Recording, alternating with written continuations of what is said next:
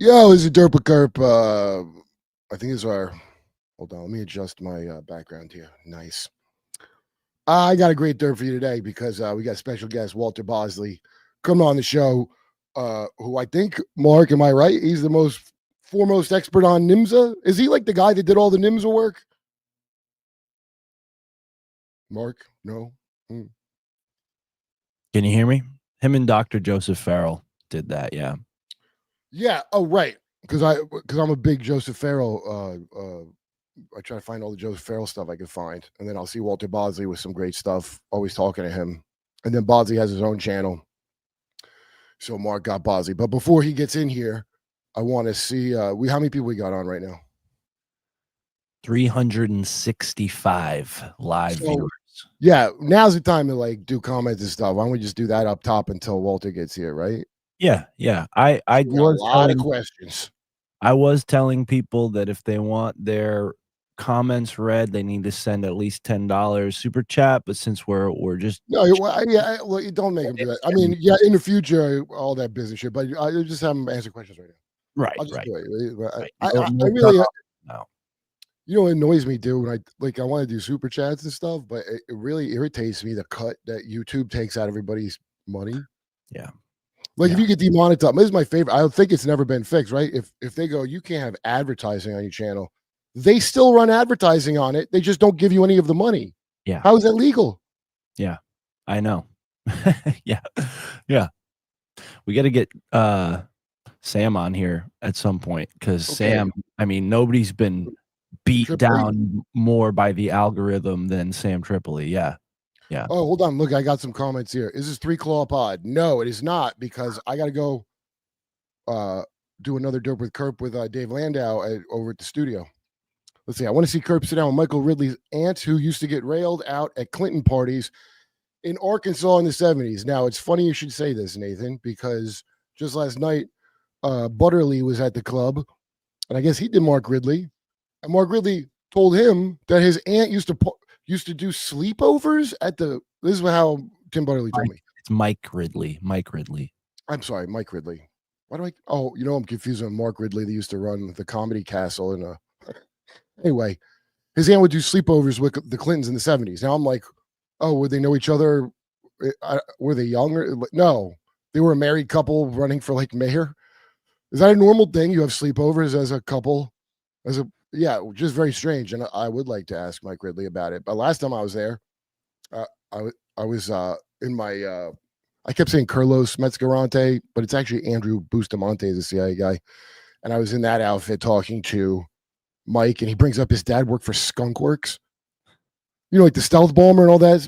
Yeah. The UFO looking planes. Like his dad's directly. It was crazy. He didn't bring the thing with his aunt is more.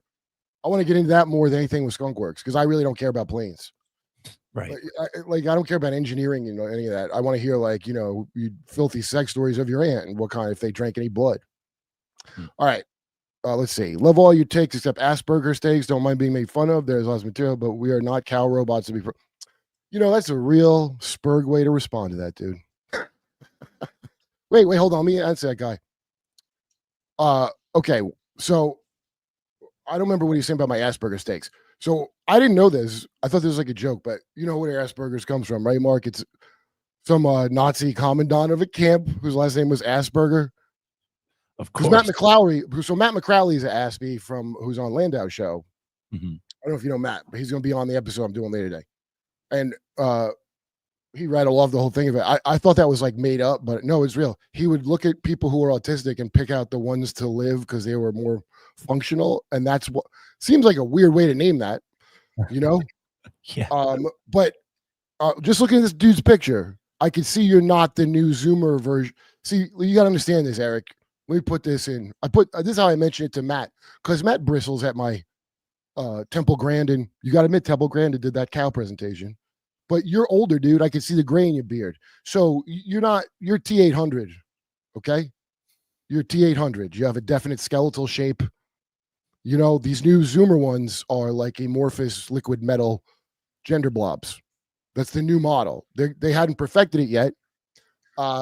It don't have to be that it's that way. I'm just saying they purposely wanted more people like this because Aspies are undeniably talented in many ways. I mean, you don't need me to tell you that. And people get compartmentalized, and the easier you are to compartmentalize, the more useful you are. Not to me. I want you to run free, Eric. Okay, I want you to like hit the open road like a real Matt McClowry. I keep thinking of Tombstone when I say Matt McClowry. What's up with that James McCann episode?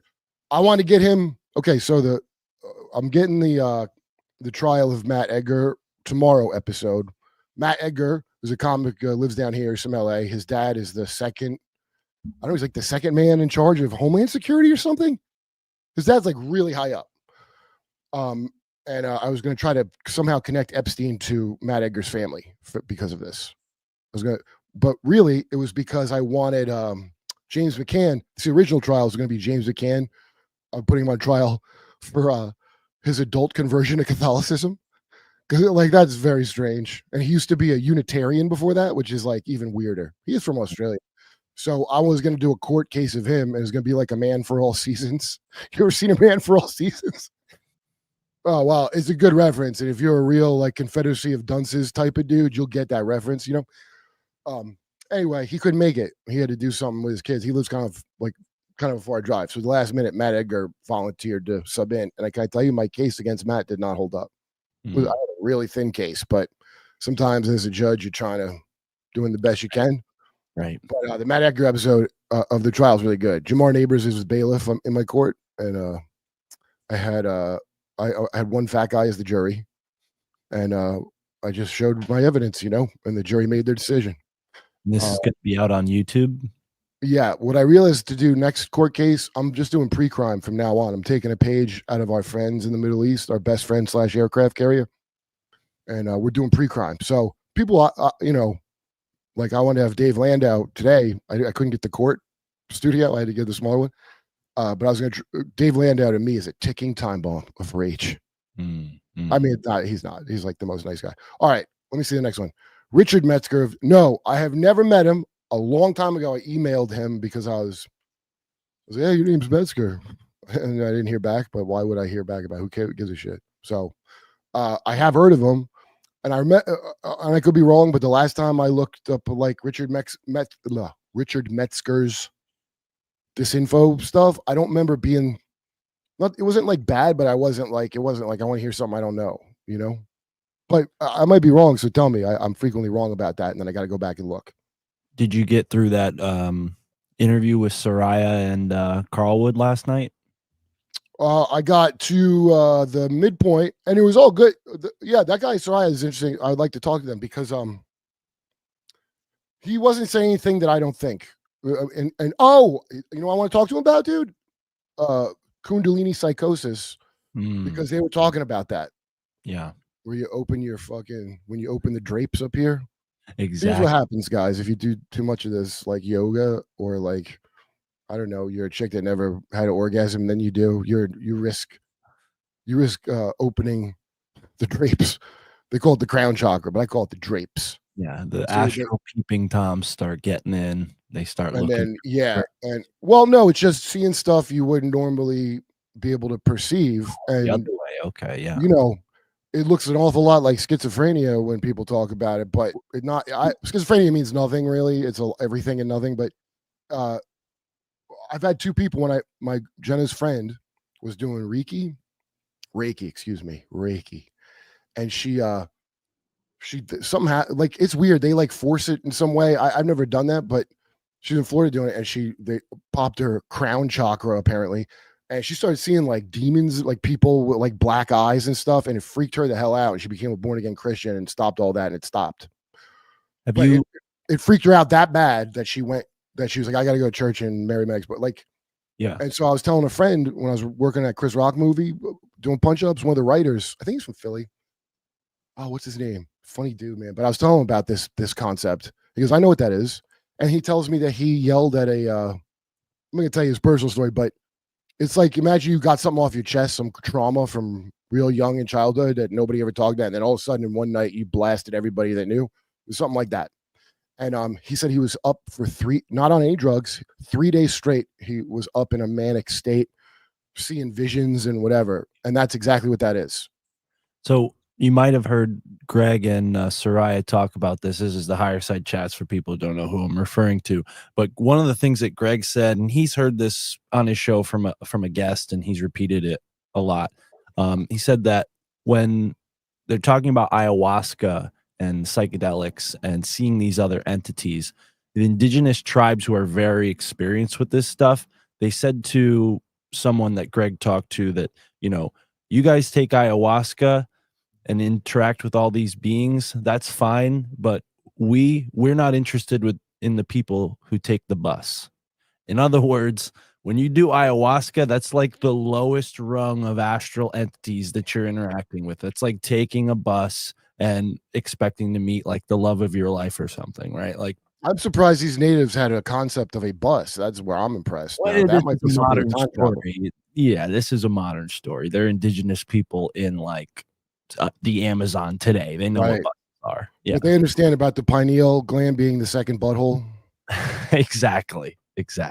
Yes. Which actually our guest might have some comments on that Hey, too. the aim of this show is to gape your second butthole. That's the pineal gland, okay? Right. I'm not talking about your fourth eye.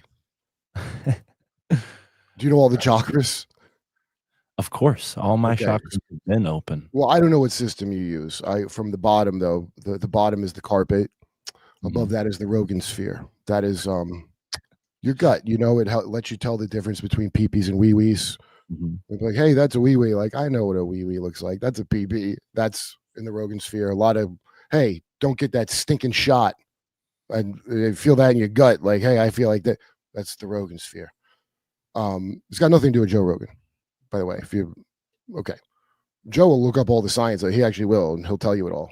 I did a show, and he was explaining to me about sports, you know, the controversial of trans. Now, I'm all for it because I think trans women are better than women. I've made that very clear. I think they're a better, easier to clean woman who can do sports. Okay. And okay, I lay my cards on the table with that, Mark. You know that. But Joe's making a case that maybe they shouldn't be in combat sports with regular chicks. And anybody's an athlete, even like an athlete that's dumb. Joe's not dumb. But even a dumb athlete, they know all kinds of stuff because their body's their moneymaker. So they know about the same way a drug addict knows about drugs, certain drugs better than the medical science. If you look, like back in the day, they didn't have the internet or Earwid Vault, so you'd have like a book of all the pills and what they do. And then some dirty druggie would know like the first aid to give if somebody, and he's telling me all the reasons and how the chromosomes work. And I was like, Joe, I got to stop you right there. Not only am I not going to be remember a single thing you're saying, I believe you. Okay. You don't got to do none of that work, dude. But you don't have to explain to me scientifically why a man shouldn't fist fight a woman. I have eyes, Well, your chakras are open, Kurt. That was my Rogan sphere chakra that was saying that too. Yeah. Joe Rogan, but they're not connected. I remember. Close. He's just too close to it, bro. That's right. Yeah. He's too close to it. And then the abs chakra is above the Rogan sphere. Yes. Now I know Mark thinks science has debunked abs, but it hasn't. Even if you're fat, there's abs under that chakra is under there. Okay. Above that is up here. This is the anime chakra. That's why you can't let this run your life. Okay. Now this chakra here is called the Haktua. Okay. Then we go to our second butthole, which is right up here. Right. And then on the top is the drapes. And then I'm writing the book right now, so I'm going to have this esoteric knowledge for everybody. Your drapes closed just for everyone to be on the same You know page. what I like to do? I like to just open the drapes a little and see, hey, who's out there? Hey, who's on my lawn right now? Right. You don't want to be totally blacked out curtains. Yeah, it's very simple. Sick. These are very simple principles, Mark. I want to ask Bosley about Tracy Timelines. Let's bring him on. He's here, bro. Oh, okay. Yeah, bring up Bosley. Don't have me. Hey, Walter Bosley, thank you for being with us. Mark says, hey, I can get Walter Bosley, so I was very happy. And I know you're from my constant Joseph B. Farrell hunting video hunts on YouTube. Okay. And I was listening. So, in fact, now you're here, I'm just going to get into it because I got to go do another podcast in a minute. But I was listening to you and Joe Farrell talking about harmonics I don't remember the Roman structure that where this is a while ago, but maybe remember it. He was talking about how they might have had some kind of Morse code set up in Rome to get messages back and forth, and it was what's the building where he said it looks like a cutout cavitation of something? Do you know what I'm talking about? Oh, because he talks about a few of those temples in his book Grid of the Gods. Of course, he goes into it in detail, but there's several. But basically, he's talking about how cathedrals are set up and with the cavitation and such. And he points out that even the I'm not Catholic or Orthodox, so even the doodads that they have on the altar, the one that looks like, hey, folks, you know, a 1920s stand microphone, go figure. Yeah. That comes into play just literally like a microphone, and several cathedrals. Well, it blew my mind when he brought up, you need a medium with a vibration, because it would be like a Morse code thing, and you use entrails. So only the priest knows how to read the entrails, and he puts them on the, almost like it sounds like that when they read gravity waves with lasers, like a little bit of vibration, and you watch how they wiggle. Yeah, you do like a Morse code thing. That's like that is a wild concept. The Chladni, I forget the Chladni thing where they put the dust right on the drum top, and then it makes the shapes almost. There could be that, but that was really eye-opening when I learned about that from Joseph and read his research on that, about these. They were literal, like you said, almost like Morse code, where they could communicate immediately, and people were, how'd they do that? How did they know? And, well, why I bring it up is, I don't know if it's after that in the podcast, but I think it was you asked him if he ever read Tracy Twyman. I say her name bad. I keep saying Tracy Twyman. Yeah. So I had never heard of her until I heard you bring that up. And then I went and found all this stuff, and it was absolutely nuts what I found out. And I don't think a lot of people know about her. And did you know her? I was acquainted with her and had communicated with her a few times over the years via email. I had never met her. We knew some of the same people, but it was very tragic what happened with her. And some say, there was some dark stuff connected with it. She was probably lousy with astral parasites, dude. You can't just, first of all, you go on a Ouija board and then they tell you how to make a better Ouija board, like how AI can make better programs. That's crazy. And then, it's also, if you're digging into things that certain people don't want exposed, then they start playing games with you on top of that. Well, you were in the FBI, right? You were a special investigator in the FBI for a while. I was a counterintelligence operational specialist, if you were, as it were, and then I was a special agent with the Air Force OSI in counter espionage operations. So I was in the spook world. What year was this? I started for the FBI in March of 1988, and then I went into the Air Force in summer of '93. Got my commission that fall. Went right into Agent Academy and was OSI agent my entire time on active duty. Then after about 6 years, went to work for some other guys in counterterrorism around the world. Did you ever have to hide any alien stuff with Richard Doty? Do you know Richard Doty? What's funny is when I my first station as an agent with OSI was in Los Angeles, and so there's a lot of aerospace stuff there, and I was a counterintelligence guy, so I worked with the aerospace companies and stuff, and protecting them from spies and leaks and stuff like that. And Richard Doty was brought up because I had never met him. Richard Doty was brought up as a cautionary tale. This is Richard Doty. Don't do what Richard Doty did with the UFO people. And was he being ordered to do that?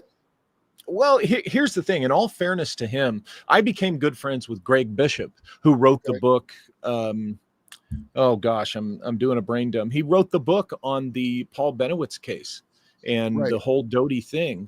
And between my experience in my career and that world and the facts that are in that book, I've always told people the bad guys, the villains in that story about what happened to Paul Benowitz was the NSA, not the Air Force OSI. Because, when you're an OSI and you're doing any of the kinds of things he did, you have to run it through OSI headquarters. It's called the Investigative Operations Center, and they have to approve what you do.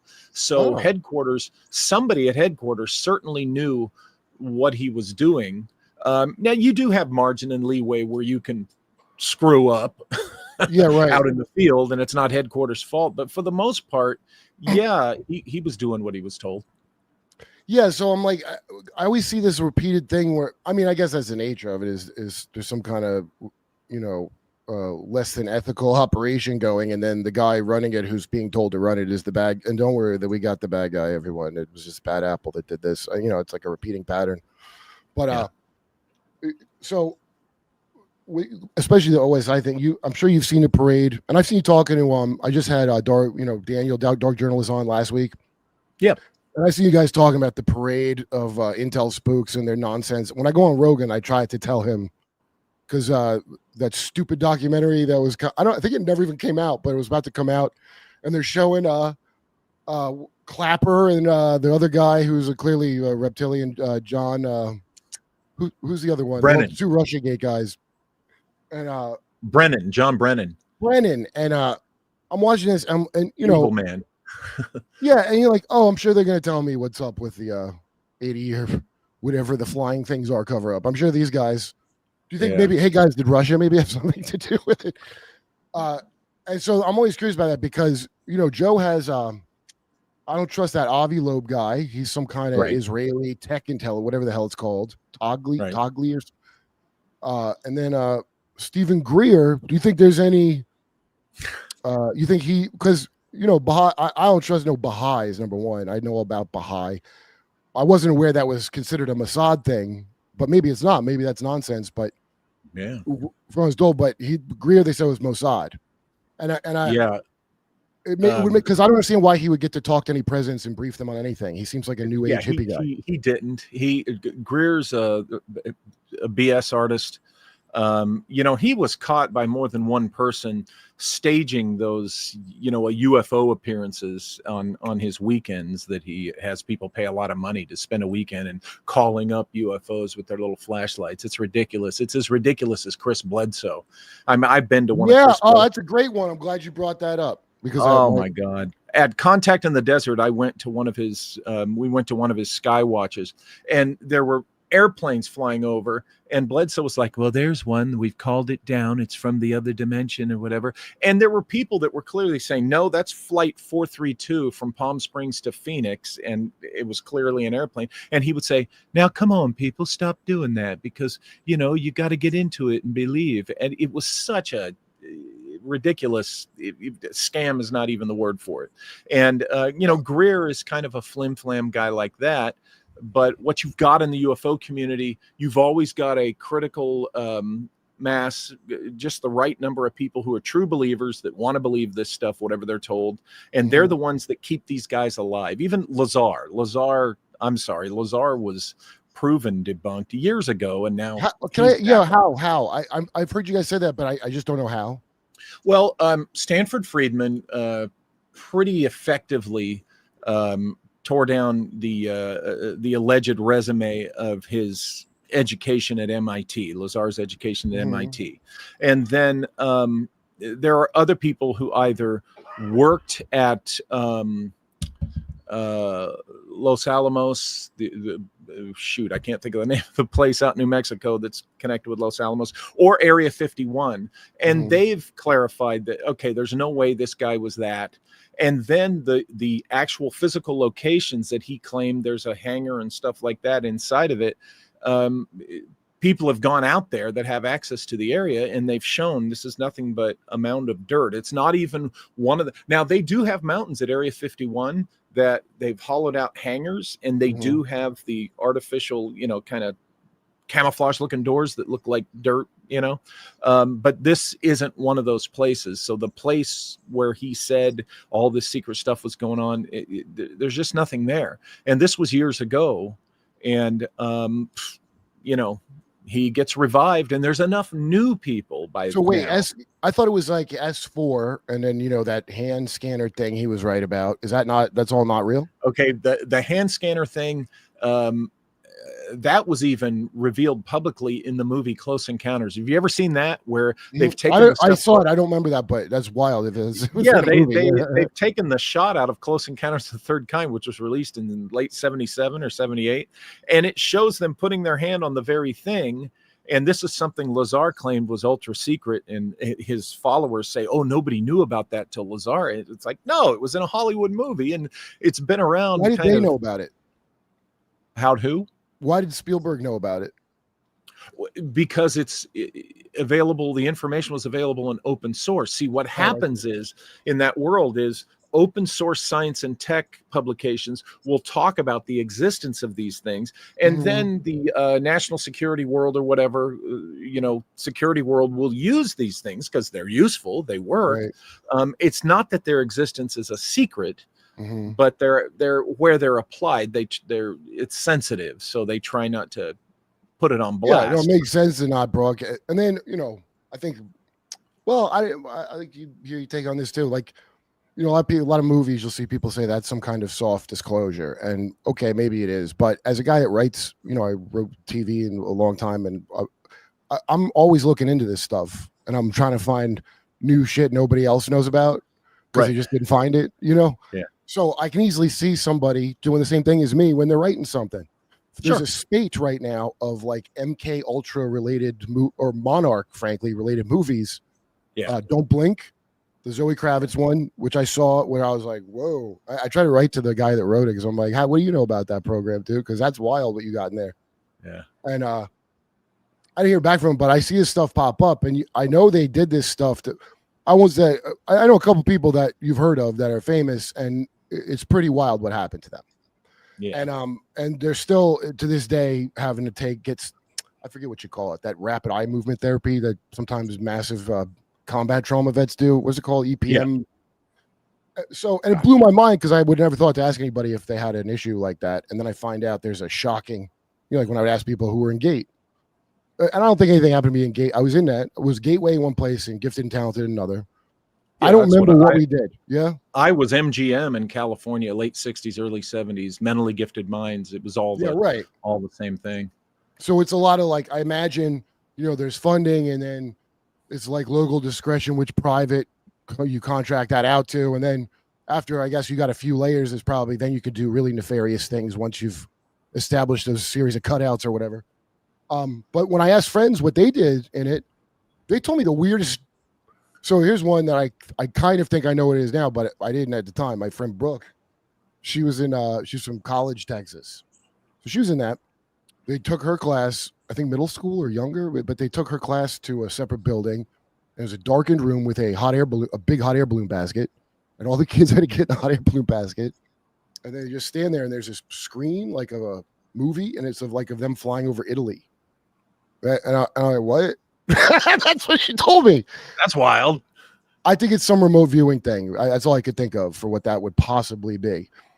Somebody made me remember a test of train tracks where you got to say where they're going to go. I was like, was I even in that? Because it was so weird that I have a decent enough memory that I would know if I did anything unusual in there, but I don't feel like something happened to me. But like I said, a lot of people, if you remember it. See, that's what I wonder. I wonder if they did stuff to us that some of us aren't remembering doing some of the wilder stuff. Yeah, well, of course. I mean, they don't got to put a chip in your head for that no more. We could broadcast that to you. And probably, I think people don't get like the level, like when I first read about Monarch, I thought it was a metaphor for society because there's a story of all these kids in cages and some Nazi scientist, you get shocked. And when he goes, I love you not. And then I love you nots get shocked.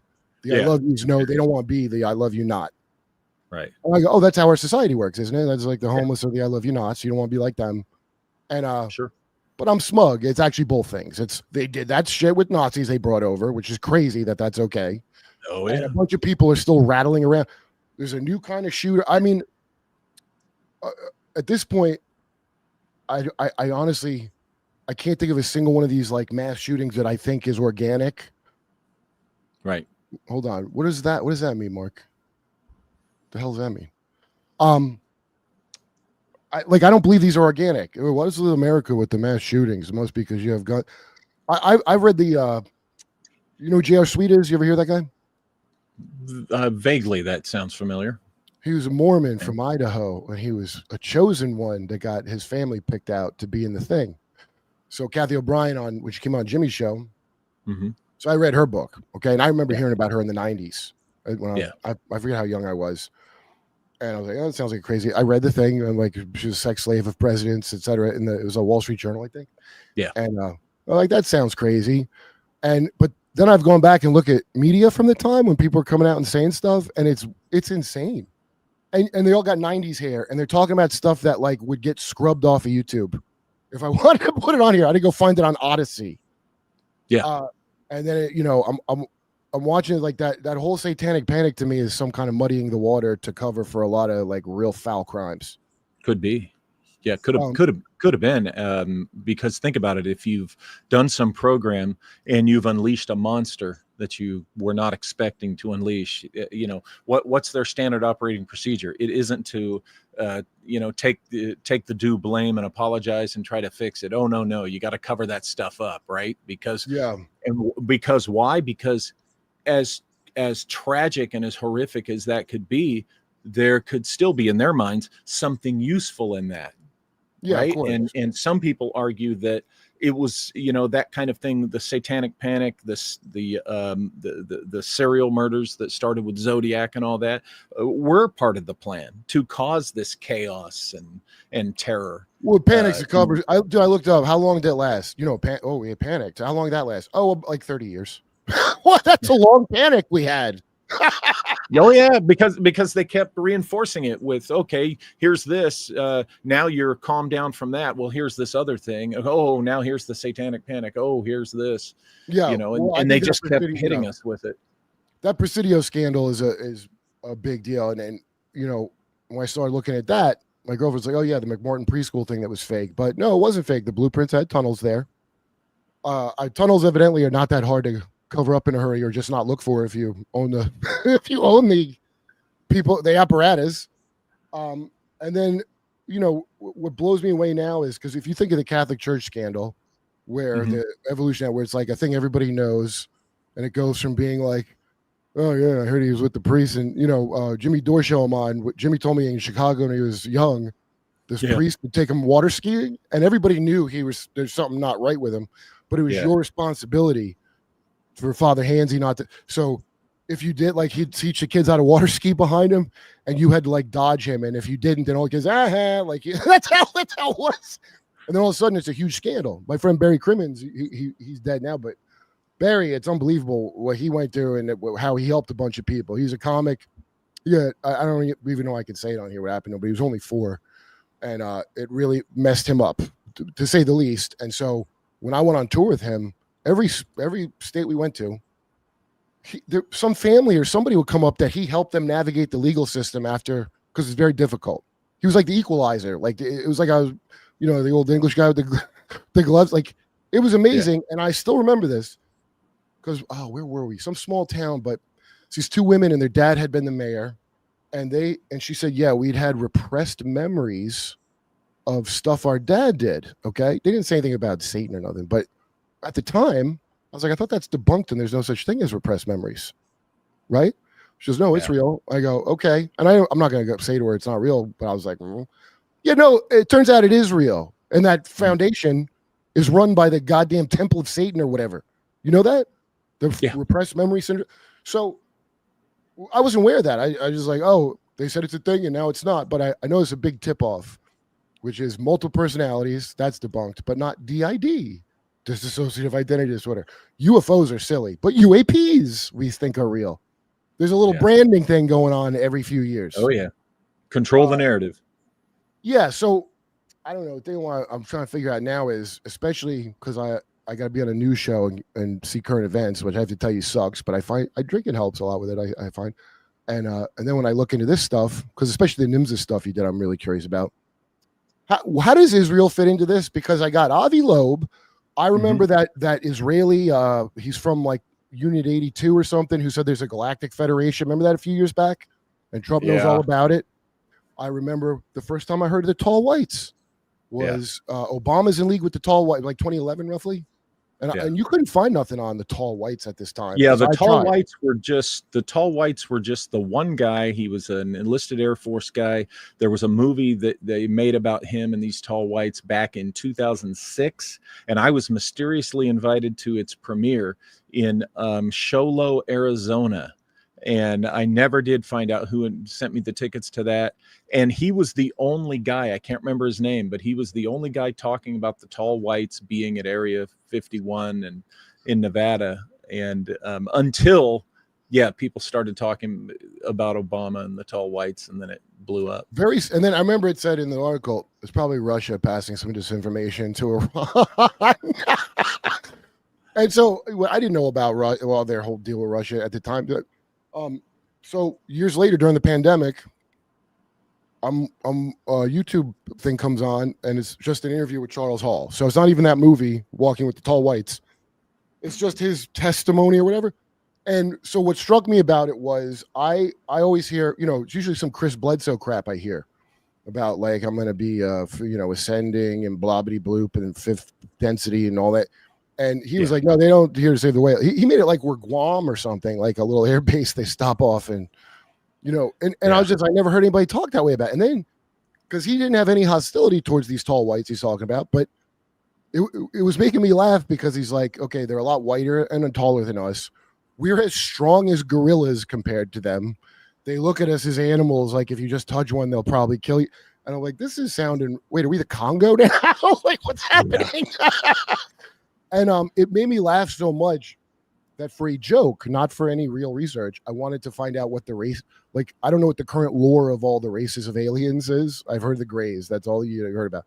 And I want to know what, like, their racisms are, because as my buddy who produces Y-Files says, the tall whites sound like a losing basketball team. And so I started looking into it as a joke. Okay. So then then I'm watching Linda Moulton Howe, and it was when I first started dating my girl. I put on Linda Moulton Howe, and she goes, I can finally reveal the identity of Psychic X, this remote viewer. And it's my friend, a comic named Buddy Bolton. Like, Buddy's picture, I know a guy named Buddy Bolton that was, she says his name, and I'm like, he's a babysitters dogs. I picture him and his dog comes up. So I'm like, okay. Then I text Buddy. I'm like, what is this? This, I would say, was like 3 years ago.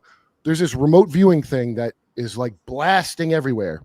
Yeah. Like in the last 3 or 4 years, maybe.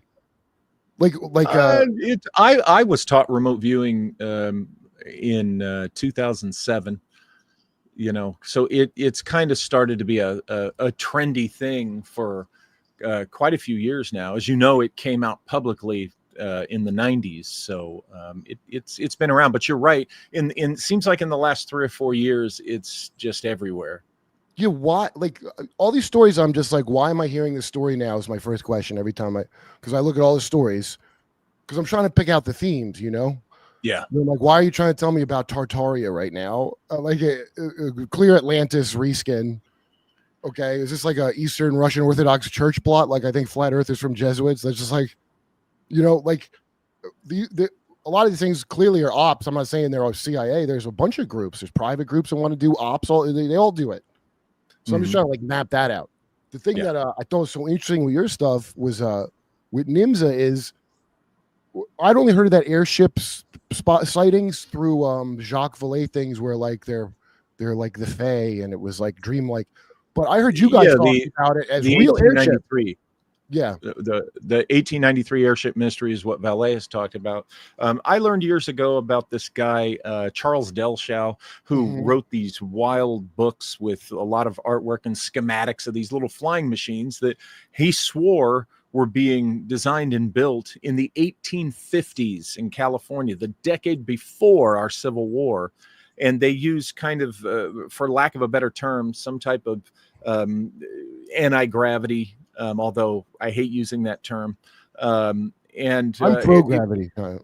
Yeah, it's a real quirky story, and I took a deep dive on it because I was investigating what I think were local serial killings over 100 years ago in the Inland Empire in Southern California, and there was a man arrested on the train during the middle of all these deaths going on, and he would have been a natural suspect, right? To be a crazy killer. He was having a nervous breakdown, And he was arrested on a train, taken and admitted to the psych ward of the hospital. But then a couple days later, he's just released to these unidentified people who are connected with Sonora, California. And I thought, wait a minute, this Delshow guy says these guys building flying machines were called the Sonora Aero Club up in Sonora, California. And I wonder, and I did a little searching, and I'm finding connections to this Delshow milieu with this something that, this 1915 murder story that I thought was unrelated. So when I did a deep dive on Delshow, I found that it has legs. I leave it to people to decide for themselves if these guys were actually building flying machines. I have my opinion of, to the extent, but I have been able to pull enough threads to identify that the system for the engine, the turbine that Delshow drew in detail, is identical to an actual turbine that was published in 1849 called the Rankine turbine. Oh, and right, yeah, okay. they were using an actual turbine that existed in the 1850s, but they were putting their own fuel into it. And so I thought, what was the fuel? Do you have any idea? They called it, just referred to it as the soup. It was green. My associates and I are pulling some threads on that to determine what it might have been. We have some ideas. We're not ready to put that out publicly yet, but it's just real weird. Now, you've heard of the Nazi bell, right? Die Glocke? Mm-hmm. Okay, get this. I'm the guy who discovered that in these drawings and paintings that Delshow did, by the way, he died in 1923. So he did these paintings between 1893 and 1923, years before the bell allegedly existed in Nazi Germany. And in his schematics of these 1850s flying machines, there's the bell. It's a prototype, kind of proof of concept, primitive version, but there it is, the drawing, the way it works. And it blew Joseph Farrell's mind when I pointed out to him. I go, Joseph, you take a look at that and tell me what you think. He goes, that's the bell. He goes, right. But this can't, it's the 1850s. So that was quite a discovery. Why is that shape important to it? Do you have any idea why that specific shape was? And I'm not an engineering mind like Joseph Farrell and other friends of mine understand the engineering more, but it has to do with that the interior hollowed space and the rotation. It has to do with creating the torsion, what some people would call the suction, but it's the torsion. It has to do with creating the torsion field inside, and it's the torsion field that powers the rest of it. But spin, rotation has and vibration are all present in the Sonora Aero Club stories of Delshow, and they're present in the stories, the witness accounts of the 1893 airship mystery. And, they are, because I thought it was some water fuel, the guy said in one of the stories. That was Schauberger. Now, Schauberger added the water aspect. He had the spin, but he learned about it through studying water, and he added the water element to it. And of course, remember, he was hired for a time by the Nazis. His stuff was right. So have you ever read Tragedy and Hope, the Carol Quigley book of No, I haven't read that yet. I hear Jay Dyer talking about it all the time, and others. Yeah, I taught Richard Grove sent it to me. Grand Theft World podcast is great. I call him my Rabbi Richard Grove because he sent me so many great books that so that book is like, it's almost like you get like the dry dinosaur bones of the New World Order conspiracy. There's no spaceships or Satans or anything in it. It's all just actually, I haven't read it. I read Tragedy and Hope 101, which is not as thick a book, but it's like much more digestible of like the important parts of it. I mean, you got to read the whole book to get, I'm sure there's stuff that I'd find that isn't in there, but Cecil Rhodes is the guy that modeled the round tables after the Bavarian Illuminati, Freemasons, and Jesuits. And he had this circles within circles ideas, which, by the way, circles within circles is not a new concept. I keep hearing that pop up all the time, right? Like all the way to those Atlantis maps that the people make. And so it's basically England wanted to get America back in the fold, and World War I around that time is when I guess they did, because I guess we didn't like England. We used to like the French, because we fought England, and I didn't know we had to pay reparations back to England after the Revolution. That was, I think I found that out from Joe Farrell too. Anyway, it's very dry. And then I would say if you want to get the religious part of it, Externalization of the Hierarchy by Alice Bailey, because a lot of this stuff with UFOs for some reason is kind of described in there, like a lot of it. Sure. And so when from doing this as a joke about, I wonder about the tall whites are racist, I started to see these weird themes pick up where, okay, you get abducted, right? Whitley Strieber. You know Whitley Strieber? Yeah. Okay, so when I was watching him talk, he said probing because I was raped. I shouldn't have said probing because it became a joke. I think he thought South Park came up with the joke, but I assure him it was way before South Park. Yeah. I used to joke about that when they said probing, like you wouldn't call it a probing if Puerto Ricans did it to you. So it's assault. Okay, so they're come down to ships and pull you out of your bed at night and assault you for your semen. I don't know if it can. Maybe that's what fuels the ship. I don't know, but then they give you an environmental speech, or they give you a vision of like nukes are bad. And yeah. Oh, great. Thanks. You guys are advanced. I didn't know. I thought they were good. Thank you for picking me up and sexually assaulting me and telling me that nuclear weapons are bad. We have a president that controls that. What if you stick your thumb in his ass and tell him, instead of me, I'm a farmer? Exactly. In that, okay? But then there's a bizarre overlap, which I didn't anticipate. And the bridge to it is MK Ultra for some reason. And it goes to satanic ritual abuse. And the stories there have a lot of similar. I mean, they're much worse stories, I would say. Lost you. Wait, it might be coming in the mouse. Robin?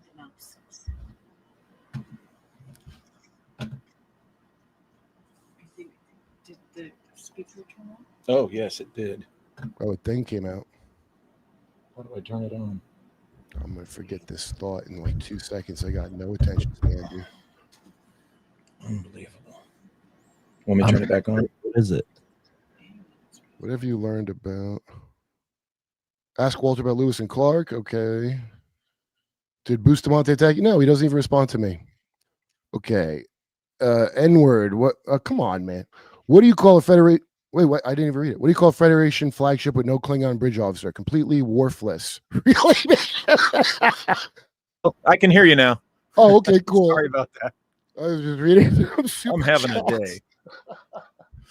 Anyway, those stories of SRA, they all involve the same thing: vicious sexual assault.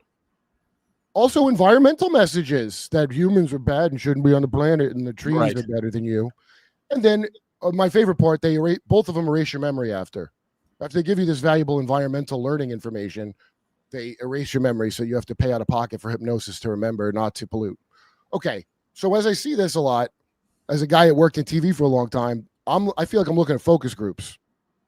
Okay, like this is a way analogy as if God got tired, like how George Lucas got sick of Star Wars and sold it to Disney.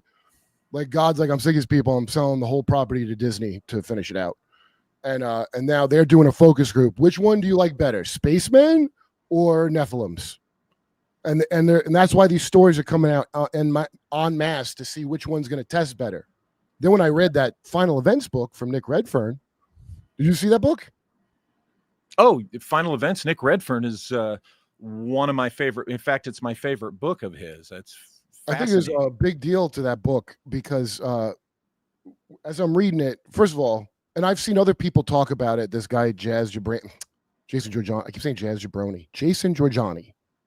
I heard him talking about it, about how this group of fundamentalist Christians in the government thinks the aliens are demons. They're called the Collins Elite. Yes. Okay. I'm going to stop you right there with the name Collins Elite. I'm not getting Christian vibes off that name. Secondly, the first thing they do when they meet the aliens is try to get them to assassinate people from a distance. Already, I'm not seeing the Christianity here. Right. That they supposedly exist with the Collins Elite. Then they realize, no, they're bad.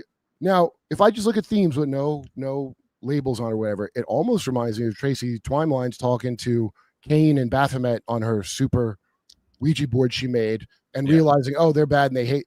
You know what I mean? Like, I'm looking at it. Yeah.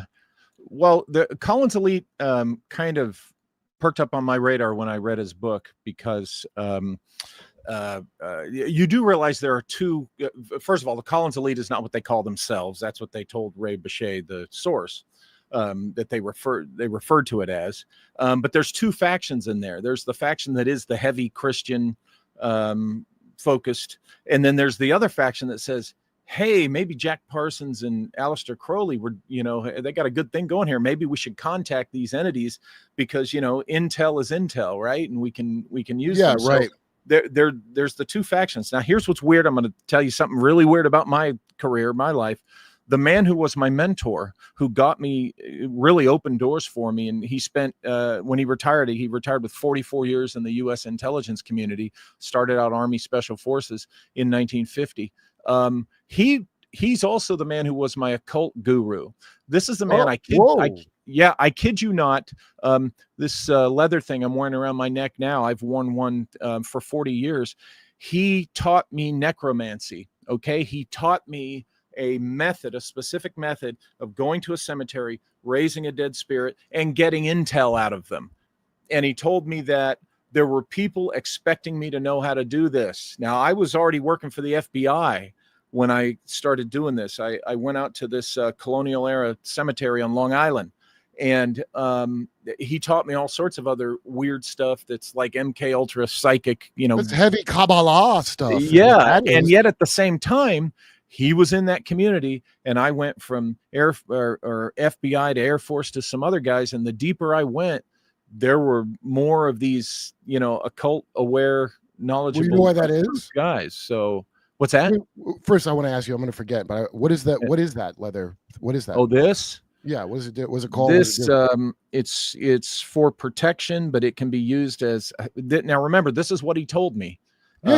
I've not proven all this stuff even, but you can use it as kind of an enhancer when you're trying to psychically, telepathically communicate with someone from long distances. It also protects me from bad things, but it's also used in this. I think it's some type of works. It enhances the human psyche and body as an antenna. Is there a pendant or something, or it's just a cord?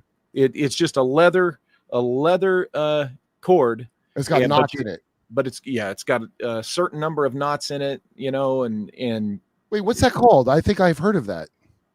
He never told me what it was called. He just said, do it. And I was young and, Well, yes, that's a big part that a lot of people don't get with things is, like Rogan down here in Austin, you know, for some reason, well, I know why, because Trump won the election, and how moronic, as unhappy as I am with the current Trump administration, Democrats are such imbeciles that they can't get their head out of star power. So they honestly think, a lot of them, that Joe Rogan single-handedly got Trump elected by allowing him on, by platforming. Right. Yeah. Yeah. Kamala could have went on. Joe just won't take pre-approved questions. That's all. Yeah. Exactly. And he didn't push back on Trump enough. Push back, you moron. Your candidate wouldn't let anybody ask a question they wanted to ask. Yeah, exactly. That's why Bibi Netanyahu can't go on Rogan. The Nelk boys, I wouldn't be mad they had him on, even though I think that guy's a piece of shit. But he has pre-approved PR questions. So if I can't talk to you unless you send me a pre-approved thing, I mean, that's going to tell people where you're on the level or not. Don't blame Joe. But as a result of this, it's lousy with Spooks here. I mean, I'm not going to get into all, but because I'm on a news show, and Jimmy Dore, it's not, MSNBC and Fox News. It's actual the events, and they're horrific. All of it. Just everybody knows the news is bad. So I could spot these people a mile away when they come in. A lot of them are as guests. You could tell by if they don't want to tell you anything interesting, like that cool necklace thing you just told me. Oh, yeah. Well, but this is why when I read Nick Redfern's book, that's the thing in there, this Collins Elite, totally the way it's described and the era that it started. Here's the thing. My mentor was tailoring me, preparing me to be in a special group that he never identified to me. Okay. You're getting initiated. Yeah. And when I read about this Collins Elite, I thought this has got it. Wow. There's something to this, because this is what my mentor started on me in 1986, telling me about, and telling me I have to know how to do this, kind of stuff. So that's for huge. me, that is a huge thing that you just told me. Yeah, for me, the Collins elite, whatever they really call themselves, I personally think it's a real thing, but I think understand it's a real thing. Yeah. Because first of all, so what I'm hearing that I'm glad you brought that because I forgot that aspect of like the two parts of it. That one's like, hey, let's see if we can do that. That just sounds like right hand path, left hand path to me, which is not at all Christian on any level. That's what Right. that sounds like to me. And I've Yeah. had other friends, for example, Peter Thiel. Have you ever gone to a Peter Thiel lecture on the Book of Revelation? No, I haven't. How interesting is that? Well, okay, it wouldn't be. So Duncan Trussell, my friend Duncan, Yeah. I'm watching an interview. Oh, so Jesse Michaels. So I went to Jesse Michaels' podcast. We were going to dinner stuff, and Jesse, he doesn't work directly for Peter Thiel. I really don't think from scanning him and talking to him, but he did used to. A lot of rich kids worked for him. It's a good, right now it's weird, but back in the day, you would try to get a job working for somebody big for finance and stuff, and then. Hey, he could be controlled by Peter Thiel, but a lot of times people have an entire circle of their life they maybe don't want to be kicked out of because they're pissing people off, and whether that's right or wrong, that's not the same as someone is a deep disinfo agent. And a lot of people not in those positions are not going to do better than them. It's kind of hard to deal with the fact if you want to just tell the truth all the time and you don't care if you have any relationship with anybody more powerful than you as a result of it. So I don't judge people out of the gate for that, but very interesting that he told me, he's like, Peter's Christian. He's like into esoteric stuff. I go, what? What? And then somebody else is like, long story short, from talking to other friends that live around him, I think he's like a Templar. You know how there's that guy going around, they're recruiting for the Templars? And the reason I think that is because he's gay as a jaybird and does a lot of gay orgies, which is very Templar. And he gives speeches on Revelation. Now, Duncan went to see one with his Christian friend a couple years ago. Yeah. And he goes, the interesting thing is that within 2 minutes, you can very quickly tell he knows nothing about the Book of Revelation. which is a bunch of archaic, useless nonsense anyway for our time. Well, I used to say that, Walter, because I was Jehovah's Witness. By the way, I was Jehovah's Witness my whole life. Jehovah's Witness. Okay. Like my grandfather, on my German side of my family, he's from Ohio. He's one of the first people to fly any planes ever. And they used to pay you a flight time. He was some farm kid that wanted to get in planes, this new thing. And he then, during World War II, he was an engineer, and all self-taught. You didn't have to go get a degree at the time. He was an engineer for Boeing during the war. And then he got very disillusioned with war and became a Jehovah's Witness because they're anti-war for the most part. And when I was a kid, he was like the coolest. Like he would make he had all these old plane parts and stuff. And one time he made us like a spaceship out of refrigerator box and plane parts when we were a kid. We broke it all. And then he took the broken parts. He made a puppet show out of it. And he handmade puppets himself, like on a nylon. I don't even know how he did this. He did a puppet show. We're like 5. And and he's singing us this insane song about this chef that kidnaps local pets and puts them in a sausage machine. I can't remember how could you be so mean? And she's got this googly-eyed chef who grabs dogs and sticks in the machine, and the sausage comes out while he sings the song. And we broke all that. And he was just always making stuff, and it was like a really cool kind of thing. And anyway, years later, when I wish I could talk to him now because he was directly involved in the Air Force during the war and just post-war, a German guy in aerospace, and I bet he could tell me all kinds of things. Oh, I bet, yeah. That I'm really desperate. But so a couple episodes ago, Jehovah's Witnesses really jump in. I had Blair White on. You know who Blair White is? Yes. Well, Blair's real last name's Russell. Okay, and Charles Taze Russell is the guy who founded the cult I grew up in called Jehovah's Witnesses. Is Blair related? Yeah, well, yes, part of that family. And so yeah, Blair Russell White. And I'm not being cavalier with this because I talked to Blair for a while on the phone before she came on. And this stuff she said, but she was hesitant too because these rich creeps are real bad, dude. Especially the dirty Rosicrucians. That's where her family was, and the stuff she talked about is absolutely nuts. And I know this Black Pyramid stuff because Charles Hayes Russell had a Black Pyramid on his gravestone. The founder. We didn't worship him as a god or something. They kind of don't like to talk about him. And so, those pyramid angles and all that, like this all figures in. And the idea that for you to move up, why would you need to have that to move up? Well, because the people running things are from very good families. And part of the thing I was trying to find when I started looking at this crap is I want to know what, like, Scientology, right? That's the actors are being Scientology. And it almost is like the show Lost. It's like a mystery school, so you don't get to know what you think up front. You've got to keep being initiated. Yeah. Like, at the end, you find out that much like Lost had an unsatisfying ending, so does Scientology. Like Xenu. Yeah, They're very- Xenu. and J.J. Abrams calls that mystery box storytelling. That technique.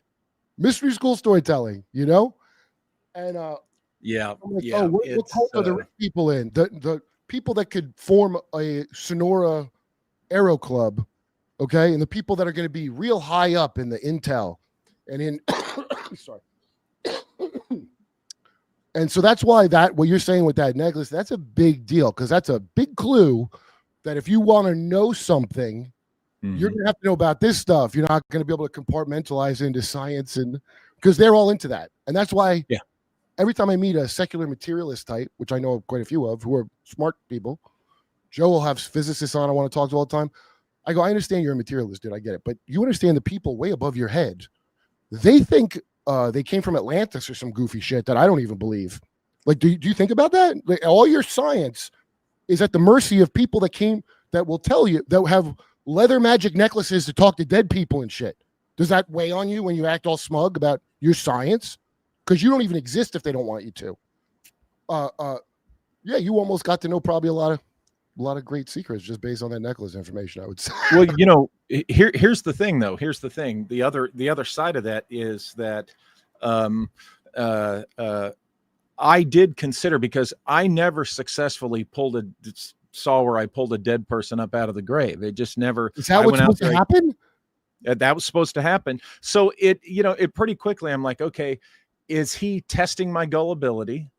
Was he testing my gullibility? And because nothing happened and I quit doing it, I'm like, whatever, I must have passed the test because I continued on forward and upward. But you notice I still have the thing. Because that I went on to handle assets and sources, and part of handling assets and sources, you're testing people all the time. Gullibility is one of the things.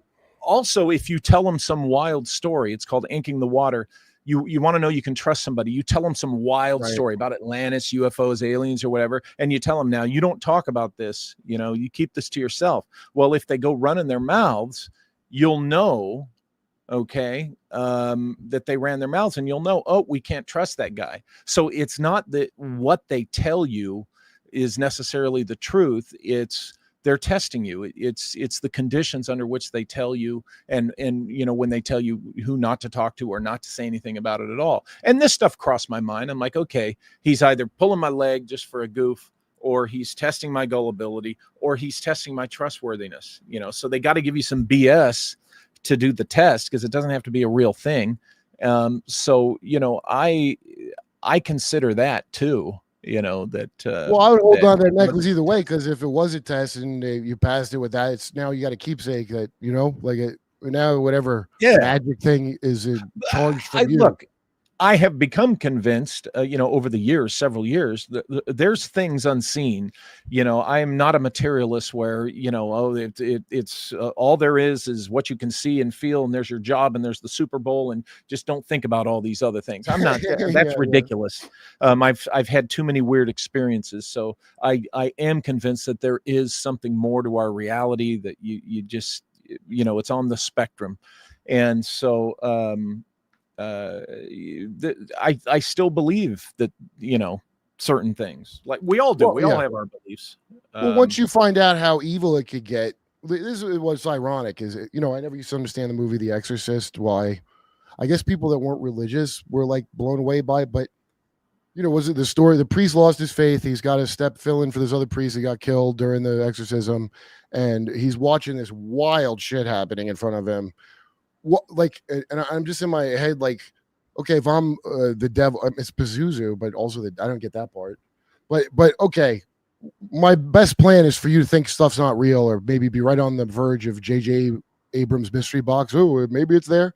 Why would you show your car if some girl's possessed to the point that her head's spinning around and she's floating, and you're proving God's real to me. If you're real, that, you know what I mean? Like, I don't understand the benefit of to a demon of going, oh, I'm real because, well, now I got to know the other thing's real because you manifested. And I think, Yeah, but which God? Which God is real? See, that's the question you got to ask. Many gods want Almighty. That's what they think. Yeah, whichever one you don't like, motherfucker, that's the one that I know I'm with. So I don't know that I believe any, I don't know the story of Jesus, what's historical or not. I'm just keep seeing that they don't want you liking that. And if you do like it, it better be a secretion or a consciousness. Like Jim Carrey with his Christ secretion. He goes, no, there's a guy, but the secretion is the important. The secretion is the important part. Yeah. So where I'm at is I look at, without understanding who's telling me the truth about that, there's some kind of legal loophole that they don't want you to have that involves Jesus Christ, where you get a free phone call to Jesus. Like the cops don't want you to know your rights. There's something going on like that. So I know my right. I get my call to Jesus. Even if I don't believe it or not, I know I get my call. And I know there's something to that. You can't tell me there's not after I watch these people, because especially with that occult stuff, boy, that's annoying. You know what you described? That maybe it's a test. When I worked for Sacha Baron Cohen on Who's America, that's what we did, dude. We did all intel tricks. The whole thing is intel tricks. Yeah. If you ever see it, watch his billionaire characters before Epstein, dude. His billionaire Geo is getting a yacht sales and they're trying to get him to Geo's like, my friend Assad wants to be able to traffic humans on it. I never understood the Assad thing, but he's British, that's their big propaganda. Thank God Al Qaeda's there now instead of Assad. But it was exactly like when Eric Weinstein's talking about waiting to meet Epstein. It sounded like a prank.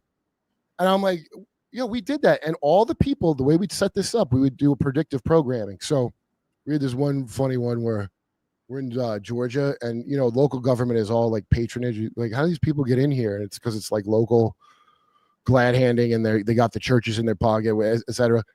And so we had active shooter training, and he was doing his Israeli character, Iran Morad, and so we had this thing of how in your office to keep safe, so you make your cubicle into a mosque, so that the guy won't shoot it. Now, every prank, dude, I thought no one would do it because it's so stupid. Every time I was wrong. Every time. So this guy's got a big puffy hat and curly shoes and a snake in a basket to discuss. And it said Muslim Bible instead of Quran on his desk because Sasha was afraid to put Quran. And then he comes in, bang, and they just went along with all of it. We had, run, hide, something. If there's a shooter, I can't remember what the acronym. This is such a stupid joke, dude. But I go, I don't know if anyone's gonna believe this, but hide, infiltrate, violence, or HIV. Okay. And so these Southerners, because they're psyop Christian Zionists since way back when, they'll believe anything he says because they think he's Israeli. So he goes, we call this HIV. If I give you this HIV, will you spread it? Do you promise to spread to everyone you know? Okay. And during the filming, one of the guys goes, hey, buddy, you know what that means? I don't care. He just dismissed his concerns and they just deferred to him. And that's like a mind control trick. Yeah. And I watch this in front, like people would say the most absurd things because a camera's on them and they're supposed to. That's it. That's all you needed. Yeah. And I would have never believed that unless I saw it with my own eyes. So that's got to be a really useful set of tricks to use to vet your agents or, scare a guy away from your orb program. But the bottom line is at the very tippity top, people I talk to, if you're from the right family, it's a bunch of Harry Potter bullshit that they're into. And maybe they're into it. I don't know.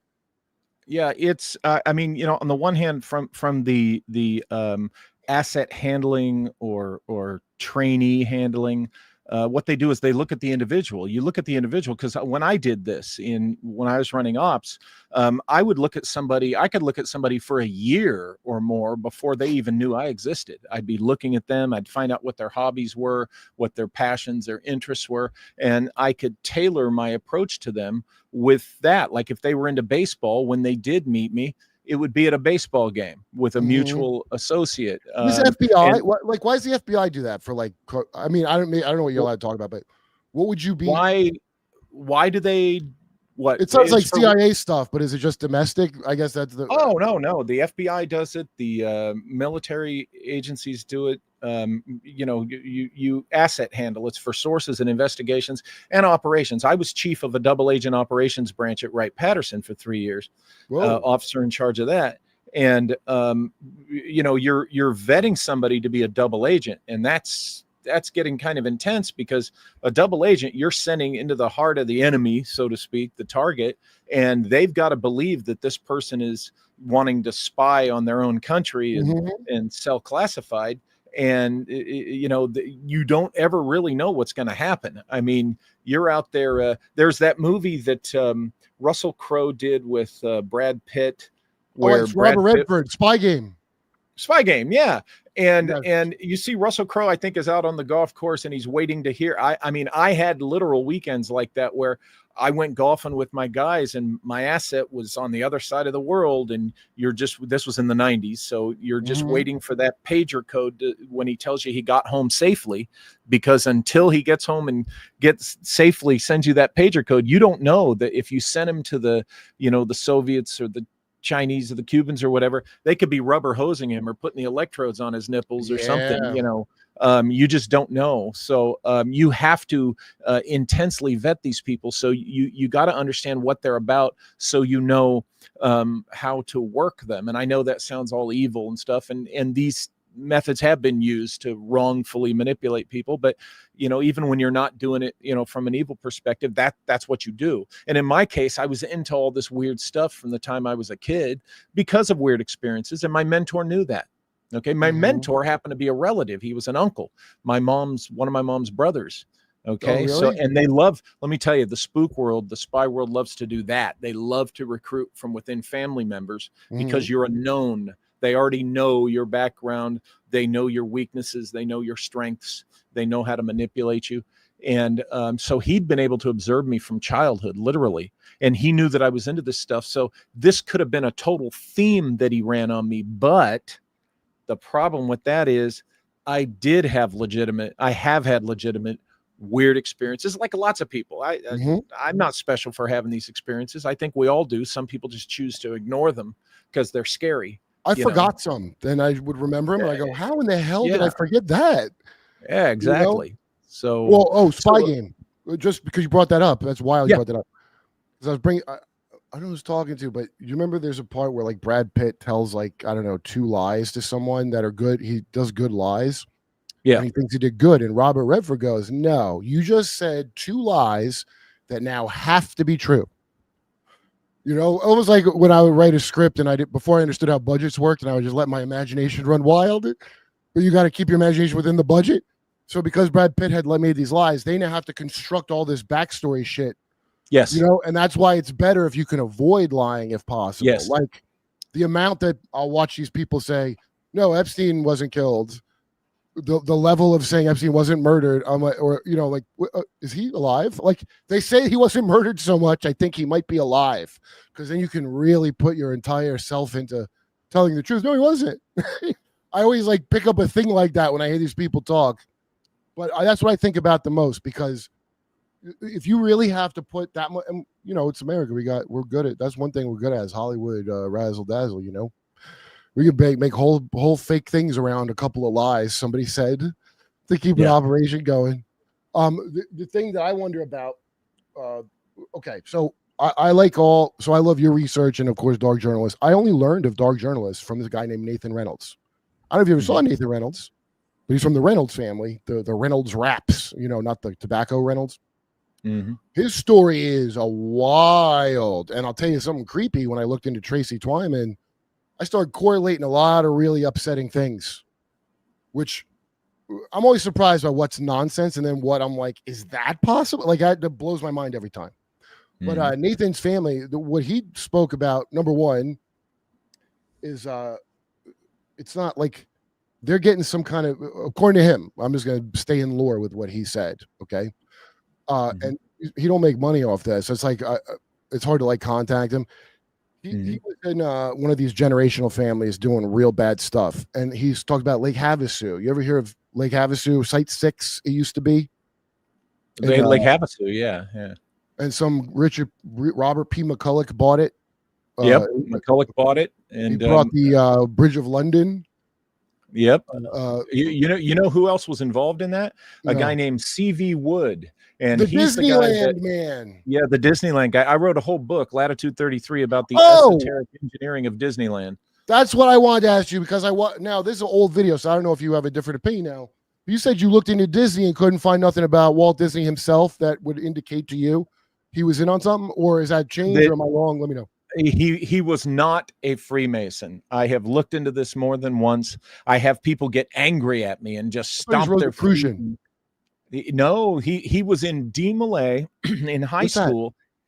D Malay is a Masonic sponsored youth organization. Okay, just like Key Club in high school is Kiwanis sponsored, but not everybody goes on. A lot of the members do not go on to become Masons. It's just a youth organization. And he was honored later when he was a producer. He was honored at an event as being former D Malay, who went on to be a big success. By this time, he was producer, won a bunch of Oscars, but he was never in a Masonic lodge. He just wasn't. Oh, okay. I'm glad you straightened that out, because first of all, Walt's no good, and I'm saying, I don't mean talent wise or whatever, and not because he's a Mason. I'm not so dumb. I'm like, oh, you're a Mason, so you're automatically the devil. Yeah, it doesn't matter if he's a Mason. The names, when you read Tragedy and Hope, you'll see the names of the things don't matter. Here's what counts the most: you're from a good bloodline, and that's for a variety of reasons. Because I don't know why royalty is important. There's a UFO mystery. Why the hell we have kings and shit still? You know, like, who's the secret people? Have you thought about that we have royalty still in this day and age? That might have something to do with it. When I say bloodline, it's not conspiratorial.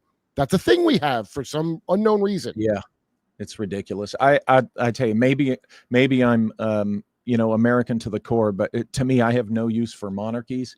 And I'm the guy that, I mean, I was like right out of high school when Charles and Diana got married, and to watch American TV get preempted all friggin' day for a royal wedding, that just made my blood boil. I'm like, really, Americans? Really? They should be deported, whoever watched it. Send them out. Yeah, it's like, why are you so fascinated with this royal wedding? Because believe me, they don't care about you. That's because Walt Disney, aka Artur Beak, magically programmed. People don't like woke Disney, but I gotta tell you, I don't like the earlier Disney neither. Why the hell are you programming your kids with Bavarian folk tales about royalty? What in the hell is wrong with everyone? Okay, everybody loves the idea of being a princess or a king. And I understand you have kids and you're my prince, that's fine. No, you can see the results all around you of these maniac narcissists. And my evidence for how bad it is Disney adults. There's people called Disney adults. Oh, yeah. Yeah. You think that's like not that's commitment? Well, they're programmed, dude. What people don't get is it's all pulp fiction and movies, and as part of the magic is combining things that are real with the unreal. So you have everything in their place. Yeah. That ain't how it works. And then when you look into how occult stuff works, the most important form of magic is just lying and making it believable. That's your first level of, and almost a world of carnies and rubes is how I would look at it. And anything. I don't know how they can afford it, these Disney adults. I mean, I haven't been since 2009 simply because I'm not giving them that much money to go to the park. Oh, well, they sacrifice their children to Molech. That's how they No, these are all okay. So maybe you heard of Drake Bell that was on Nickelodeon. It's a very famous case. Drake Bell was assaulted by some director. I don't know if it bothers anybody. The children's program is lousy with predators, but it is. Mm-hmm. We all see this. We see the same cycle they're doing over and over again in front of you of I'm innocent, now I'm dirty. And it's the most astroturfed, sad thing. And then what happens? They're Amanda Bynes eventually.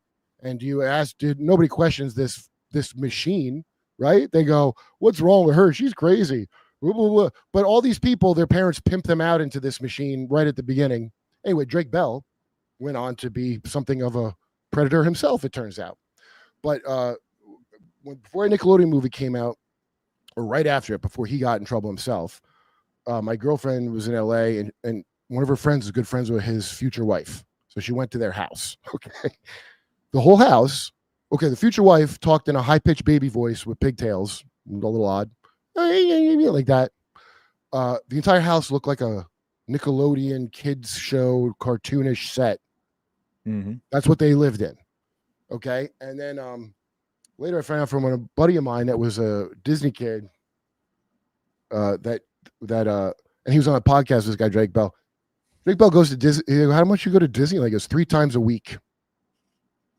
Come on. That's not good. Why would you possibly have a cause as an adult to go to Disneyland 3 times a week? Now, I could speculate all day, and I do. And I've heard Colonel McGregor verify. Jimmy Dore don't listen to me when I try to tell him about MK Ultra and Monarch and stuff, because a lot of people are like, come on, that's your silly. But little did I know, it's been disclosed that Monarch was real. That's in the NSA archives. I'm obsessed with it, and I didn't know. This woman we had on Jimmy's show goes, oh, yeah, they say the name Monarch? Yeah. 2024. So they don't got to hide nothing. You're not going to find, even if you like it, you're probably not going to find it. So anyway, they're taking kids under there. This guy, J.R. Sweet, I brought up in the beginning, MormonMonarch.org. I would read his story, dude, because you might find some interesting things. I like to hear academics and smarty pants people that I think are smarter than me, or they've just done more work on it. Like your NYMZA stuff is like great. This is so interesting to me, And then I want to hear snitches. I want to hear people that are snitching on someone above them. So, and you can't just trust a snitch. Some of them are a liar. But the way I look at it, you could lie to me, dude. That's fine. I'm gonna get data off you either way. I'm gonna find out what I want to know either way. If you lie to me, sometimes I find out more than I would have found out if you just told me. It's once you realize the only thing that's stupid is to not look into it, and they teach you to not look into it. I mean, don't do your own research was a thing that America said to people for 3 years straight. I don't know if anybody has a huge problem with that, but I'm not over that. Well, how have you ever heard such a thing in your life? Don't do your own research. Oh, it's what the system, kind of conditions people to do. Yeah, trust the experts. There's a lot of people out there that, trust the specialists, trust the experts. What that's in? Tragedy and Hope. The plot was rule. This is the phrase, rule by experts. Mm-hmm. It's not it's written out. We're going to change it. In the history of the in Western modern science and technology, that really started around 1830 when the Royal Societies, finally the specialists, the bean counters, the technicians outnumbered the alchemists and well-rounded guys, philosopher scientists who started the Royal Societies. These technical bean counter guys, specialists, experts, they hated those philosopher scientists. Why?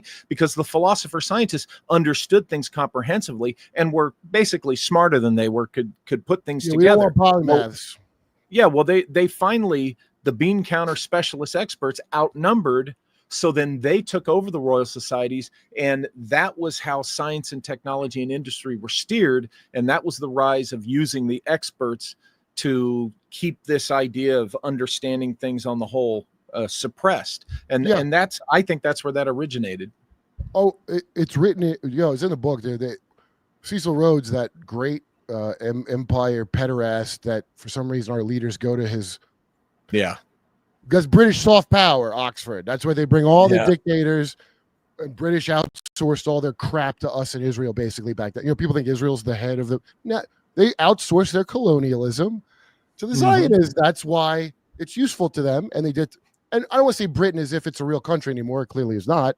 But the people that are the oligarchs in charge. Now, I would say you've almost got a full breakaway civilization in front of your face in the same country as you. That's how it looks to me. But that's exactly what they said. And so I'm from the coveted demographic of some college. I went to art school. My girlfriend, though, has a degree. She used to work at Getty. Because academia, aside from like Joe Farrell, I'm really irritated at academics unless I'm, I guess I'm not, but what passes for it, I guess, is where I'm upset at all the time. But she explained to me the principle because she studied a specific thing and it's like you just focus on your microcosm and become an expert. Hey, archaeology, I know everything about flint tools, right? And everybody, that way you're going to maximize the expertise. And then when the time comes, your betters and the people over you will assemble all of you together, every nerd, every genetically engineered autistic nerd that can only focus on one thing. And we have been trying to make people like that for some time. and Yeah. I'll assemble you, and I'll let you know when the big picture time comes. You just shut up and calculate. What's that stupid saying? Yep. And so then I started watching these and people. I know people like Eric Weinstein, but one thing I really think is great is you could see it dawned on him how insane this is, that no one's supposed to be, like, hey, I'm a parent and I don't want the school to have my kids bind their breasts behind my back or teach my kids about whatever insane thing they do now. I'm watching this. I'm watching Taylor Lorenz talk to the other chick that's a dipstick, and she goes, "But are you an expert? Am I an expert about what my kids are going to look at? Yeah, bitch, I'm an expert. What do you fucking say? That you actually would outsource the expertise of raising your kids to someone else? That was the goal the whole time of public education. That's why we had kindergarten from the fine Prussians. It's to get you away from. We don't want you having family bonds. We want you being a Ceausescu, Romanian Ceausescu's kids. Yeah. It's all from here, dude. In fact, the Nazis are just, to me, a little bit of a gain of function experiment of our fine oligarch families here in England. Because the Pledge of Allegiance was a Sig Heil before they changed it, right? All the eugenic stuff, as far as I know, didn't they not, people tried Nuremberg, some that I think got off, whereas their reason was, well, we just copied our eugenics program from your state of America was the state of the art. Yeah, I mean, we still have it now. All these tech people believe in it wholeheartedly. The lefties and the righties both believe in it. So you could argue that therefore Operation Paperclip, when we brought in all those Nazis, that I've written a book about this, how they've taken us over. Anyway, since then we were just bringing our own. Yes, that's what I think. Our own chickens home to roost. Yes, the Nazis are like it's like the people that are in these cults. Here's another little fun fact: they don't call themselves Satanists. That's low level, hot topic, going to the mall. That's like, it's not exactly like this, but I would make an analogy to, like, I had a buddy from Sureños, the Southern Mexican gang in Florida. And they're like a farm minor league team for the La M, the Mex Mafia. Let's see who's a good soldier and who's a prime psychopath. I'll bet they give him a leather necklace too, dude. They might. And they don't get hung up on the names, because everybody I've ever talked to, they told me the real thing. Nobody calls it that. They call it the old religion. And the old religion covers a lot of shit. Yeah. It's just, you don't get to know about it. It's an esoteric thing. And what makes me laugh with Tracy Twyman's stuff is, because I think her research is wild, dude. Yeah. It actually made me like scared and upset while I was listening to it, because one, she's being completely objective, which is really kind of vital to look into this nonsense. Yeah, you have to. And she's not a Jesus freak going for it. She's just, I don't know what I believe. I want to see what's real. And blundering into the Ouija board thing in a way where she tells you about it later. Yeah. It was so wild, the insights. She's somebody. There's a couple of things I blather about now that she figured out way better than I did, and way more where now I understand what the hell I was talking about so much better. And I wasn't even aware of her, dude, until just recently listening to you and Farrell talk. It's scary. It actually scares me. And I'm like, as she describes what she's doing, I'm like, what are you doing? Stop, don't do that. It's like I'm watching a horror movie. Like, Tracy, don't build a new Ouija board with 8 sides. Yeah. And talk to that's one thing that my mentor told me. He's teaching me necromancy and all this other stuff, but he told me, he says, do not mess with the Ouija board. I said, oh, don't worry, those things spook me. Isn't that necromancy though? Yeah. You know what? Here's a good analogy. If you go on some dark web shady site and just start clicking links with no VPN, that's how I look at people who do that stuff. There's a reason, like I said, I was raised like Christian and but I don't say I'm anything now. Like, sometimes I do behave Christian. I do sometimes. Most of the time I don't. But I would never say I am and then not be it. I would feel like that'd be as shameful as the Collins elite claiming to be Christians, or just anybody in the Pentagon claiming to be a Christian. Are you out of your mind? All they've done is blood sacrifices for as long as I've been alive. I've been watching them do mass blood sacrifices. And I do any USO show I'm asked to do if I am, because I feel bad for people that got to go out there and the best in the world trained, and we ain't won a war in 80 years. How the hell do you do that? How do you build a military industrial complex and then never win a war again? Well, somebody won. I'm just a low level, I think, like a poor person, so I think we didn't win. We didn't do shit. Somebody won. That's why I can easily believe all the NYMZA research. The military industrial complex wins. That's who's supposed to win. Congressional. I forgot that. Remember, he edited out the military industrial congressional complex was the original version of that speech, and he took that part out. But Eisenhower was Jehovah's Witness growing up. Do you know that? Oh, I didn't know that. Yeah, his mom still was one, which I find really interesting. And didn't he not? Was it Truman that didn't die rich, or Eisenhower? Who died broke? Eisenhower or Truman? Probably more Truman. I think it was. I honestly don't know about Eisenhower and his wealth, or lack of it. Because all these presidents, this is how they do their bribes. Is like there's the Obama speak. Obama gets more than like Chappelle would get to do a college to go speak at. Well, I don't know if they were doing that back then. I think that might have been something that started in more recent decades, but I don't know for sure. Here's my guess, but I could be wrong. It probably is around after a president died without a lot of money in his pocket, and the military, or after a warning about the military-industrial complex, then all of a sudden you got a nice money. That's the first level of control. That's a great thing Tracy Twyman got into. That's real alchemy. Oh, that's a joke I said on Rogan. First you get gold, which is like alchemy. Then it's dollars, which is sigil magic. Now we're going to do crypto, which is conjuration. You could just see the magical bullshit. And then once you start seeing these symbols everywhere, and Nathan Reynolds told me it's like those gang symbols, Bloods and Crips, spray paint.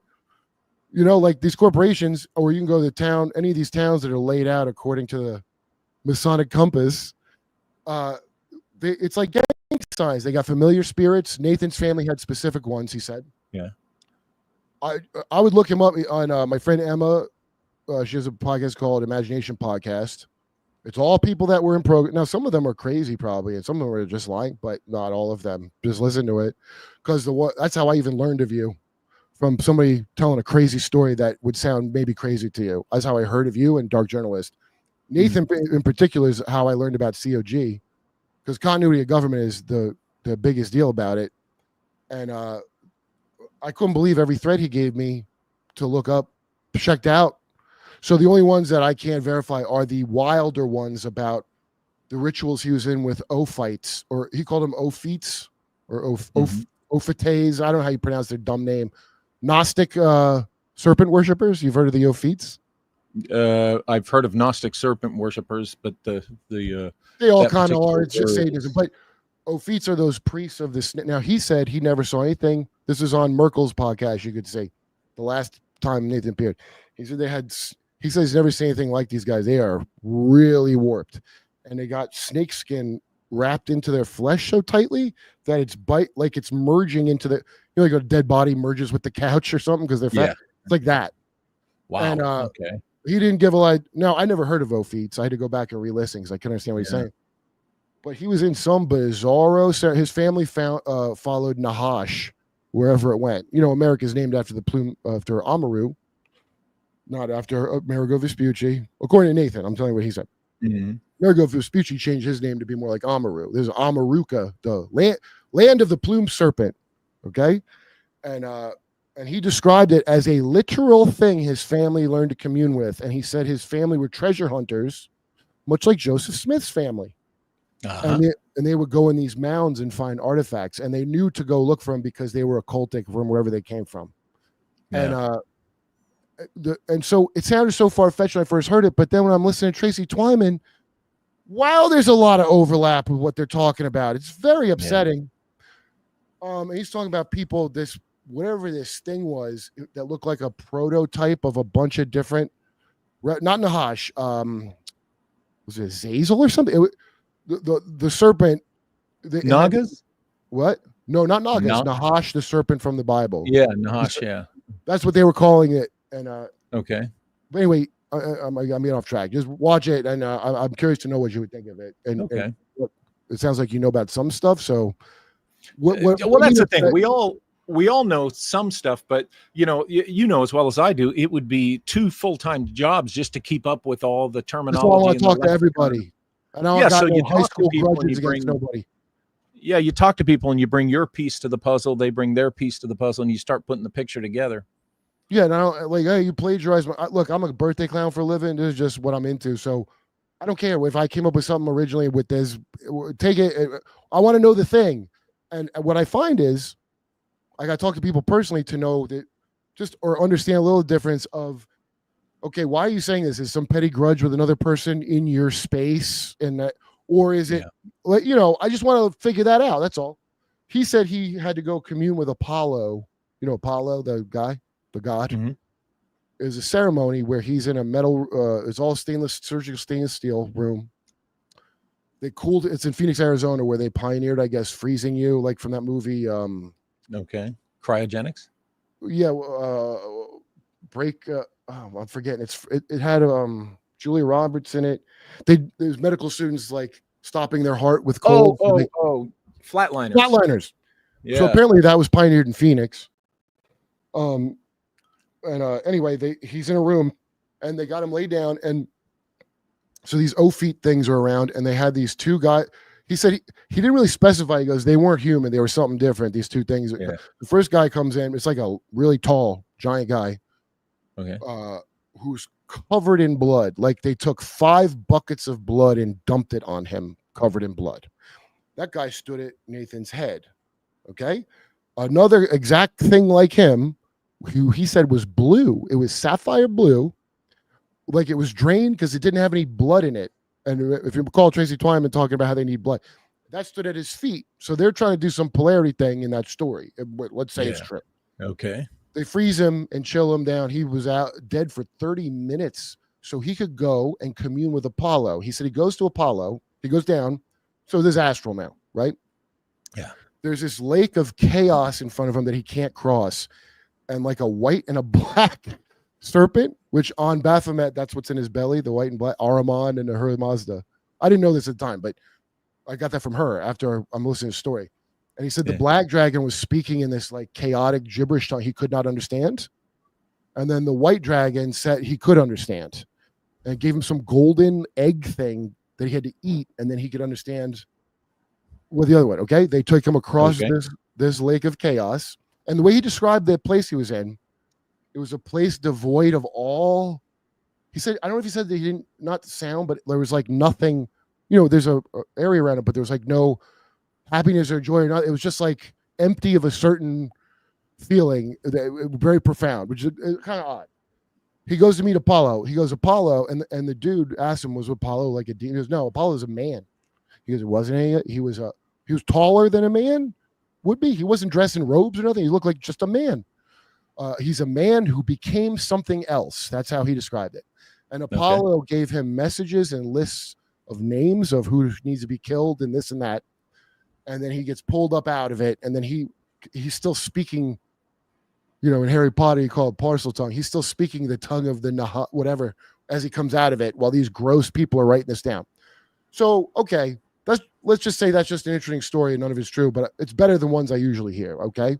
However, a bunch of elements of that, I've found all this stuff where I've heard little bits and pieces, especially Tracy Twyman stuff. Because the blood thing, if you recall, Cain is trapped in that diamond in the underworld, and he's in a prism that light goes through, right? And he's only alive, he's asleep like Cthulhu, but dreaming, speaking to them. And he's only in this, so undeath is you're asleep, but you're dream mind, you're awake. That's a very interesting thing I've never heard before. And he needs blood to live, and God feeds him blood, and he calls it gum. That's some Sumerian word. That's what she was saying. Have you heard any of this stuff? The theme I'm getting is vampirism over and over again of some kind. Sexual vampirism, blood. Is that the thing? There's they're finite and they got to drink.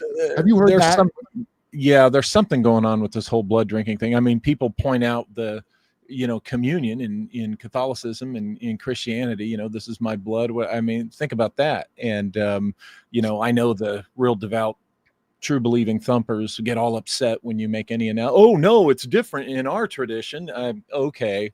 Right. Well, I was trying to say this to, what's his name? Jay Dyer. Cause I don't forget what he is.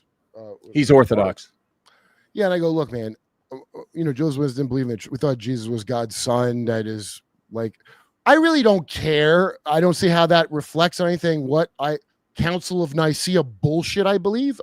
Right. No one's ever explained it. I care how you act. That's how I care. Did you drink a baby in the woods? You didn't? Okay, we can start with that. Yeah. That's great. Yeah. But so I say to Jay Dyer, I go, Jay, okay, just so I understand what you're telling me about Jesus is God. So you're telling me that God got his mother pregnant with himself? Is that the story that you want to tell me? He goes, and he said something that didn't make any sense because I don't think anybody said it to him that way before. James McCann, my other friend, who's a adult Catholic convert, he's a funny dude. He goes, yes, that's exactly what. But just so you know, that story of like getting a woman pregnant with yourself, that's your mom. If you watch secret space program stories, such as that guy Daryl James, I don't know if you've ever seen him. He said that he said the Nordics are called Taijitans, and they live about 800 years. They're not the tall whites. And the Nordics, if a woman's husband dies, they can reimplant him into her womb, and she can give birth to her husband again. And then they'll. And when I heard that initially, I go, "This sounds familiar." I'm just listening for themes, man. And I'm like, I'm hearing like, okay, and I'm hearing them repeat in ways I don't know how to arrange them, but I keep hearing these themes. I got to run to the next episode with Dave Landau. Thanks, man, for coming on. I really appreciate it. Thanks for having me on. This has been great. No, come back, dude, because I got to get Daniel back on. And I want to get Joseph Farrell. Absolutely. On here, especially. So I'm just going to tell you my cuckoo theory because, everybody can decide, but I'll just speculate wildly. I don't care about my respectability. Yeah. I think what the things people are seeing are interdimensional trillionaires who transhuman themselves, and now they cannot detransition. And so they got to do something to you. No, I'm not saying they're from the future or past, because let's face it, if you're out of this time space, that's not a thing for them. They don't have future and past. If you're, you know what I mean? Like if you go out of just the time stream moving forward, how it would for you, somebody that transhumaned and became gods and all that shit these tech freaks talk about. I kind of get an impression that what hell is these assholes are going to invent their own immortality thing that sucks. Like if you bought the first flat screen before the better ones came out, I'm saying it's like a joke, but I think it's kind of like that. Yeah, maybe. And, we'll have to have a discussion about time. We'll have to get into time phenomena next time. Yeah. All right, we'll have you back on. Walter Bosley, thank you very much. WalterBosley.com. Say your NYMZA book, because that's a good place to start with your stuff. Yeah, NYMZA, How America Sold Its Soul, and it's at walterbosley.com. And if you kind of want to understand what's going on now in DC and with the US and some of the players, I wrote about this 2 years ago. Check out that book. All right, thank you, Walter Bosley. I got to go film another episode of Derp with Kurp, but yeah, thanks, guys. You just got Kurped. Okay, thank you. Take care, Walter.